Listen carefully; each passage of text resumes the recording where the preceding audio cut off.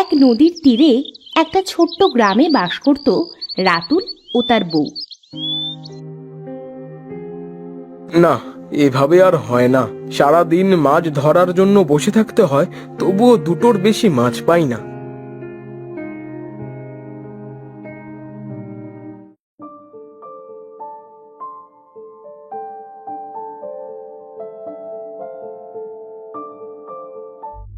এই যে নবাব, বাড়িতে আসার দরকার ছিল কি? যান, আপনি নদীতে গিয়ে মাছ ধরেন। বউ, ও বউ, রাগ করছো কেন? আমি তো মনে মনে ভেবেই নিয়েছি, যতদিন না এই ছিপে অনেক মাছ পাবো ততদিন মাছ ধরা ছাড়বো না। এই বলে দিলাম, কবে আমার রাগ হয়ে যাবে তোমাকে সহ এই ছিপ আমি নদীতে ফেলে দিব। যত সব। বাবা, মাছ পাও না কিছু না, তাহলে সারাদিন নদীর পাড়ে কি করতে বসে থাকো?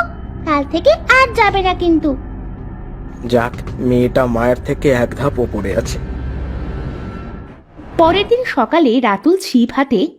বউ ঘুম থেকে ওঠার আগেই আমি ছিপটা নিয়ে বের হয়ে যাই, না হলে আজ আর যেতেই দেবে না।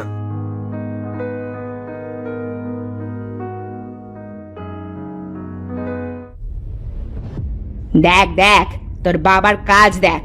মাছ ধরতে যেতে নিষেধ করেছে, দেখে সকাল সকাল গেছে। মিনসে আজ মাছ না নিয়ে বাড়িতে আসলে ওর 14 গোষ্ঠী উদ্ধার করব। মা, বকো না তো, চলো আমি আর তুমি গিয়ে বাবাকে ধরে নিয়ে আনি। ঠিক বলেছিস, দাঁড়া কাজগুলা গুছিয়ে নি। আজ নদীর পাড়ে গিয়ে ওর ছিপটা ভেঙে নদীতে ফেলে আসবো। উফ, খুব ক্লান্ত হয়ে গেছি। সেই সকালে এসেছি, মাত্র একটা মাছ পেয়েছি। নদীর মাছেরা কি আমাকে দেখে পালায় নাকি? মনে হচ্ছে একটা মাছ বেঁধেছে ছিপে। রাতুলের বউও পিছন থেকে আসতে রাতুলও ছিপ টান দিবে। ইয়া, কিরে, ছিপ পেছন থেকে আসে না কেন? মরে গেলাম। ওরে গাধা মিনসে, ছিপটা আমার মাথায় বেঁধেছে, তাহলে সামনে যাবে কিভাবে? ছিপটা আগে ছাড়াও। পেছন থেকে একটু সাড়া দিয়ে তো আসবে নাকি?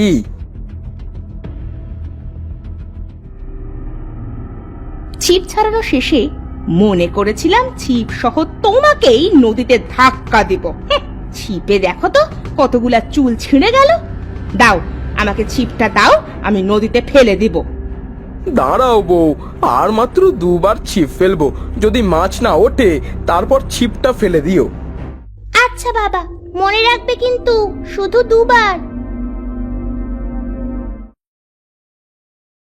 বউ, মনে হচ্ছে ছিপে মাছ বেঁধেছে, টান দিব? হ্যাঁ দাও। বউ দেখো, কত বড় মাছ বেঁধেছে। দাঁড়াও, আর একবার ফেলি। বউ, আবার মনে হচ্ছে আর একটা বেঁধেছে। টানো টানো, ছিপটা টেনে উঠাও। বাবা, দেখেছো আমি আর মা কত লক্ষ্মী। আমরা এসেছি আর বারে বারে ছিপে মাছ বাঁধছে।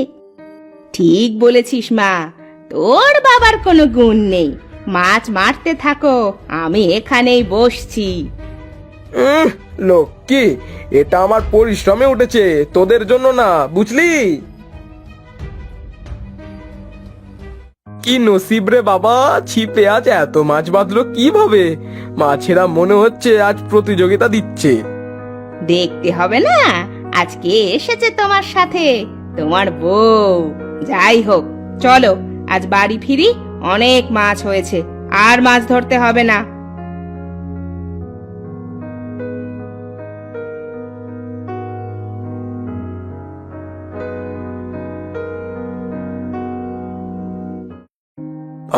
বউ, মাছে কি স্বাদ! মনে হচ্ছে অমৃত খাচ্ছি। খামা, আজ মাছ বেশি করে খা। কোনদিন তো এত মাছ পাই না, আজ যখন পেয়েছি বেশি করে খা।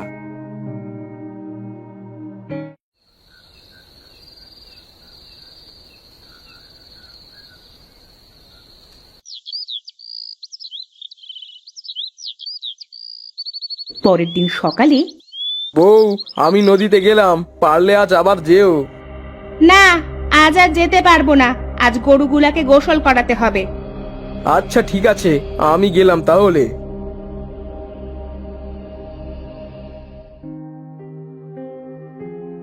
ছিপ ফেলে বসে বসে ভাববে, কি হলো কিছুই বুঝতে পারলাম না। কালকে বউয়ের মাথার চুল এই ছিপে বাঁধা পর্যন্ত মাছ বাঁধছে, এখনো মনে হয় ছিপে সেই চুল আছে। হ্যাঁ তাই তো, চুল আছে তো। এত সময় তো মাছ ভালোই বাঁধছিল, চুল ছাড়িয়ে দেখি মাছ বাঁধে কিনা। চুল ছাড়িয়ে ছিপ নদীতে ফেলবে। না, আগে এত মাছ বাঁধছিল, চুল ছাড়িয়ে আর কোনো মাছ বাঁধছে না কেন? নিশ্চয়ই এর ভেতরে কোনো কারণ আছে। বুঝতে পেরেছি।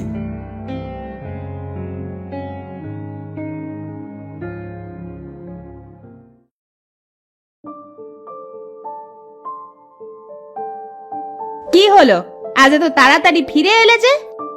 শরীরটা আজ ভালো লাগছে না বউ, তাই তাড়াতাড়ি বাড়ি ফিরে এলাম। তা চিরুনি করার পরে তোমার মাথায় যে চুল উঠে যায়, তা করোটা কি?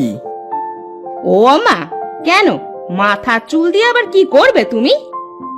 না, আজকাল দেখছি বাচ্চারা মাথার চুল বিক্রি করে চিপস কিনে খায়, তাই আমিও খেতাম আর কি। বুড়ো বয়সে তোমার যে ভীমরতিতে ধরবে তা জানলে এতদিনে যত চুল ফেলে দিয়েছি সব রেখে দিতাম, বুঝলে? থাকলে দাও না বউ। রমা তার মাথার অনেকগুলো উঠানো চুল এনে দিয়ে বলবে, এই নাও, লাগলে আরো পরে দিব, বুঝলে? যাও, এখন আমাকে আর বিরক্ত করো না। পরের দিন, আজ আর ছিপ নিব না, আজ বরং জাল নিয়ে যাই মাছ ধরতে।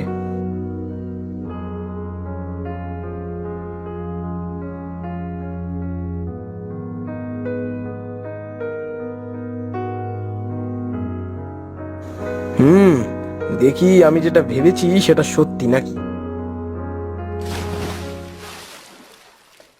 জাল টেনে দেখবে এত মাছ!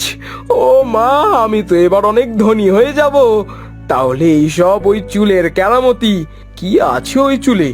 আমার বউয়ের মাথার চুলে নিশ্চয়ই কোনো জাদু আছে।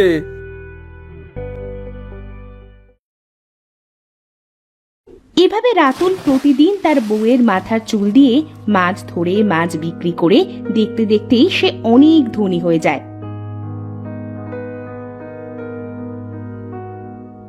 বউ, তোমাকে আজ আমি কিছু দেখাতে চাই, তুমি কি আমার সাথে যাবে নদীতে? হ্যাঁ চলো, তাহলে কিন্তু তোমার গরুর গাড়িতে যাব, আমি আর আমার মেয়ে। খুব মজা হবে, তাই না রে মা? হ্যাঁ মা, খুব মজা হবে। চলো আমরা গাড়িতে বসি।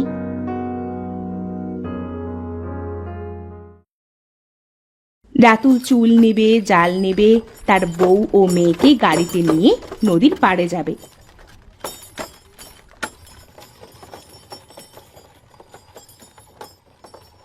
বউ, তোমরা এবার নেবে যাও।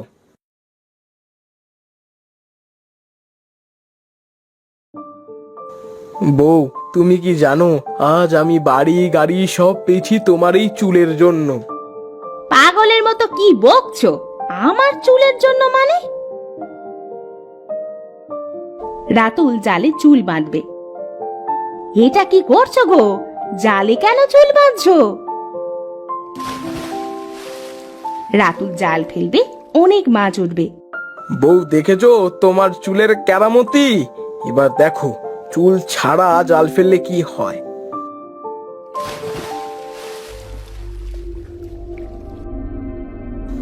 দেখেছো বউ, জালে এবার একটা মাছও বাঁধিনি।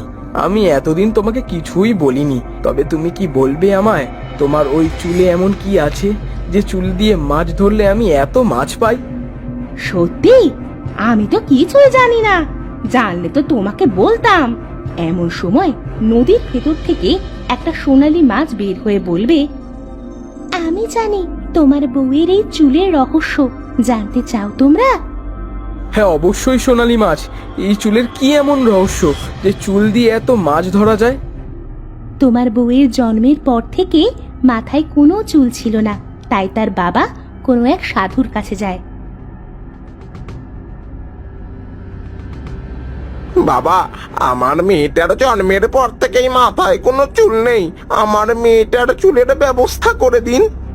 ওই নদীর মাছের রানীর কাছ থেকে তার ঝরা আঁশ চেয়ে আনবি, তাই দিয়ে তোর মেয়ের চুলের ব্যবস্থা আমি করে দেব।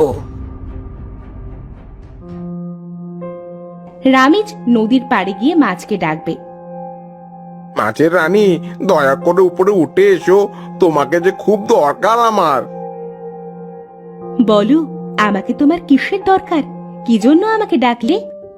মাছের রানী, আমার মেয়ের মাথায় কোনো চুল নেই, তোমার ঝরা আঁশ লাগবে, তাহলে আমার মেয়ের মাথায় চুল গজাবে। দয়া করে আমাকে তোমার ঝরা আঁশ দাও। মাছের রানী জাদু করে তার ঝরা আঁশ দিবে। নাও, আমার ঝরা আঁশ নাও। আমার জন্য যদি তোমার মেয়ের চুল ফিরে পায় তবে আমি নিজেকে ধন্য মনে করব। আর হ্যাঁ, এই আঁশ দিয়ে যদি চুল বানানো হয় তবে এই চুল দিয়ে তোমরা সারা জীবন মাছও ধরতে পারবে। ধন্যবাদ মাছ রানী, এখন আমরা আসি।